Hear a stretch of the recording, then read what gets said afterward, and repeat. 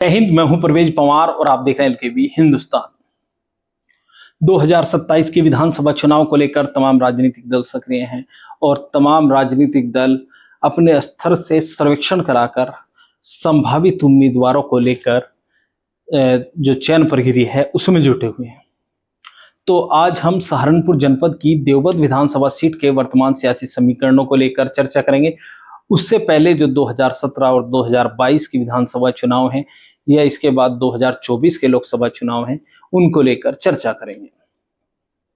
आपको बता दें कि देवबंद विधानसभा सीट पर वर्तमान समय में भारतीय जनता पार्टी के कुंवर बिरजेश सिंह विधायक हैं, जो प्रदेश सरकार में लोक निर्माण विभाग के राज्य मंत्री हैं। तो कुंवर बिरजेश जो हैं वो 2017 और 2022 दोनों चुनाव में इस सीट से जीत दर्ज करने में कामयाब हुए, लेकिन 2017 और 2022 के चुनावी नतीजों में जो अंतर रहा है, जो जीत का अंतर रहा है, वो लगातार बदला है। पहले चुनाव में उन्होंने बड़े अंतर से जीत दर्ज की थी और 2022 में वह नजदीकी अंतर से चुनाव जीतने में कामयाब हुए थे। सबसे पहले 2017 के विधानसभा चुनाव को लेकर चर्चा करेंगे। 2017 के विधानसभा चुनाव में भारतीय जनता पार्टी के कुंवर बिरजेश सिंह जो हैं, जो प्रदेश सरकार में मंत्री भी हैं, उन्हें 1,02,244 वोट मिले थे और बहुजन समाज पार्टी यहाँ दूसरे स्थान पर रही थी। माजिद अली जो बहुजन समाज पार्टी के उम्मीदवार थे, उन्हें 72,844 वोट मिले थे और समाजवादी पार्टी के माविया अली इस सीट से 2017 में उम्मीदवार थे, उन्हें मात्र 55,385 वोट मिले थे और समाजवादी पार्टी इस सीट पर तीसरे स्थान पर रही थी। अब 2022 के जो लोक विधानसभा चुनाव हैं उनके नतीजे हम आपको बताते हैं। भारतीय जनता पार्टी ने कुंवर बिरजेश सिंह को ही चुनावी मैदान में उतारा और उनके वोटों में जो 1,02,244 वोट उन्हें 2017 में मिले थे वो घटे और 93,890 वोट उन्हें मिले। इसके अलावा समाजवादी पार्टी के जो कार्तिक राणा उम्मीदवार थे उन्हें 86,786 वोट मिले और बहुजन समाज पार्टी के जो उम्मीदवार थे चौधरी राजेंद्र सिंह, उन्हें 52,732 वोट मिले। तो ये 2017 और 2022 के चुनावी नतीजों के बारे में हमने आपको बताया।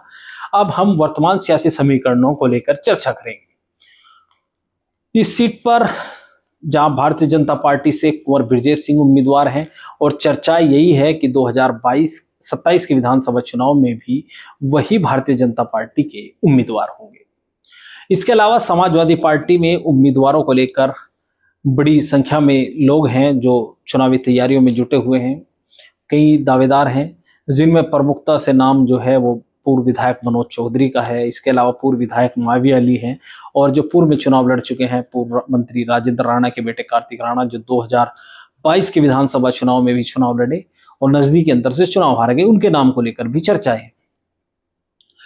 इसके अलावा और भी कई दावेदार हैं, लेकिन प्रमुख दावेदारों की सूची में यही लोग हैं। अब इसमें अगर बात करें, 2017 का चुनावी परिणाम हमने आपको बताया और 2022 का भी चुनावी परिणाम बताया।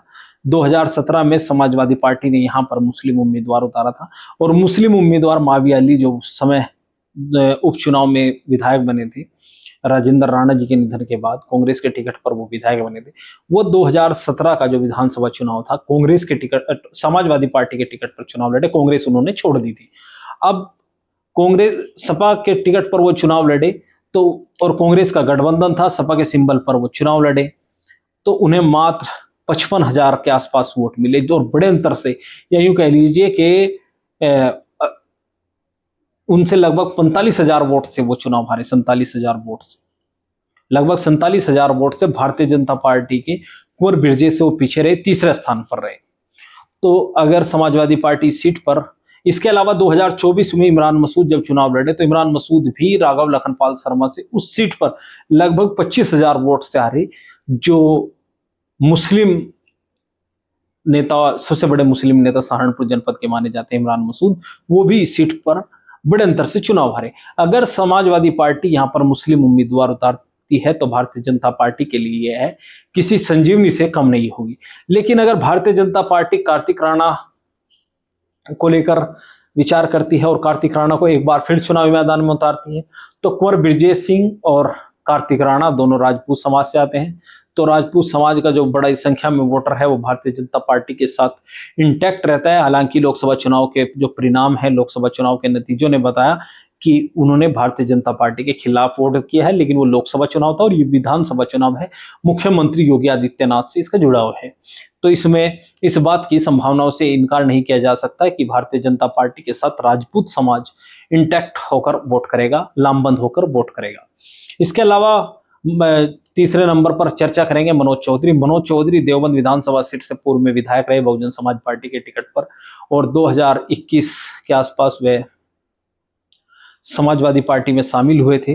पूर्व में भी वो टिकट के दावेदार थे, लेकिन कार्तिक राणा को उस समय चुनावी मैदान में उतार दिया गया था।